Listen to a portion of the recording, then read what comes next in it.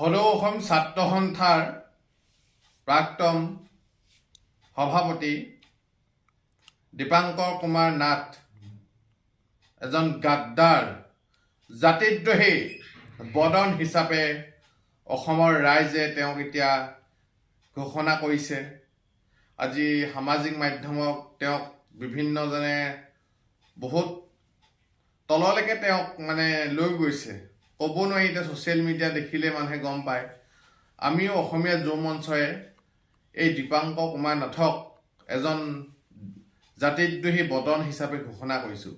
যিজনে কা আন্দোলন কৰি যিজনৰ নেতৃত্বত অসমত এক ভয়াৱহ কা বিৰোধী আন্দোলনে গণবিস্ফোৰণৰ ৰূপ লৈ গোটেই দিল্লী দিছপুৰ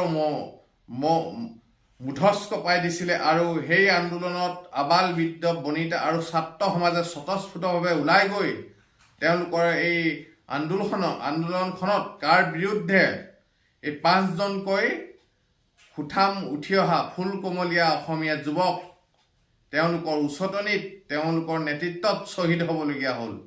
সেই দীপাংকৰ কুমাৰ নাথে পাছত লুৰিণজ্যোতি গগৈক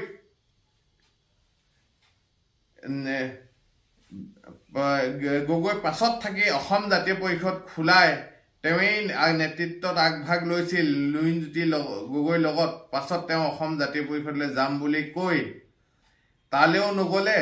পাছত তেওঁ গোটেই অসমীয়া জাতিক, অসমীয়া খিলঞ্জীয়া জাতি জনগোষ্ঠীক, অসমীয়া মানুহৰ হৃদপিণ্ডক তেওঁ গচকি কুঠাৰঘাত কৰি এই কুলাংগাৰ দীপাংকৰ কুমাৰ নাথে আজি বিজেপি দলত যোগদান কৰাক আমি একেবাৰে গৰ্হিতৰ কাৰ্য বুলি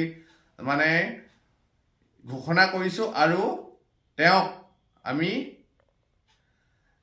জাতিদ্ৰোহী আৰু একেবাৰে নিম্ন মানসিকতাৰ, একেবাৰে সুবিধাবাদী, ভোগবাদী, একেবাৰে নিকৃষ্ট মনোবৃত্তিৰ ব্যক্তি হিচাপে আমি আজি তেওঁ অসমৰ ৰাইজে তেওঁ চাল চলন আৰু তেওঁ এই কাৰ্যক ৰাইজে তেওঁ গম পাই গৈছে তেওঁ আচল স্বৰূপটো, আৰু তেওঁক ৰাইজে ধিক্কাৰ দিছে। তেওঁ ভৱিষ্যত জীৱনত কেতিয়াও ৰাইজে যে তেওঁ ক'তো জনপ্ৰতিনিধি হিচাপে থিয় দিলে ক'তো নিজিকে, ইয়াৰ অসমৰ খিলঞ্জীয়া ৰাইজে দীপাংকৰ কুমাৰ নাথক যোগ্য প্ৰত্যুত্তৰ দি একেবাৰে ৰাজনীতি তেওঁ ভৰিত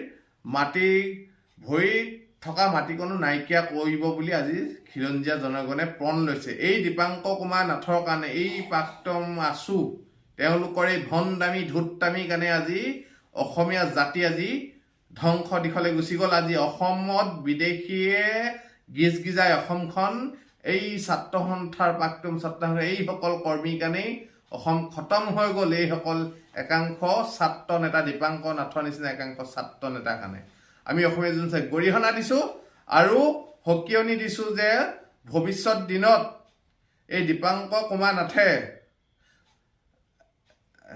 য'তে সভা সমিতি পাতে আমি অসমীয়া যুৱ মঞ্চৰ কেন্দ্ৰীয় নেতৃত্বই কোলা পতাকা দেখাব বুলি ঘোষণা কৰিছে এই দীপাংকৰ কুমাৰ নাথ নামৰ জাতিদ্ৰোহী এই দালাল ব্যক্তিজনক।